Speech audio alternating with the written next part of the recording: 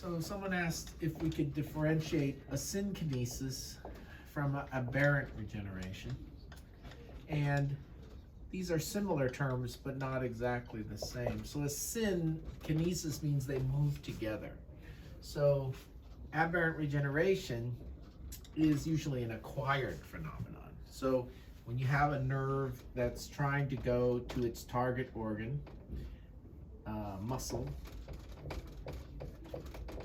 when the nerve gets damaged, the fibers might grow to some other muscle instead of going to the muscle they're supposed to go to. And so if it goes to your eyelid, you think you're activating the extraocular muscle, but the lid fires instead.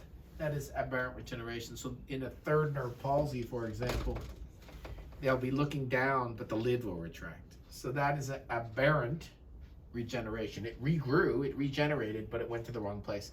And the same thing can happen with muscles. Look up and the eye looks in instead, or the pupil, look up and the pupil constricts. The pupil's not supposed to constrict. So any combination of pupil, lid, and extraocular muscle can go awry where one thing is intervening some other thing. In a synkinesis, the two are firing at the same time, but usually it's from a miswiring. So one common synkinesis that we see is the Marcus gun jaw winking phenomenon. So as you know, the cranial nerve 5 innervates the jaw.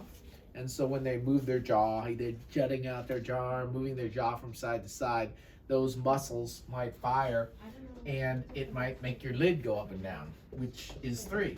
So the lid, so a kid might have a ptotic lid, but when he moves his jaw from side to side, the lid might go up and down.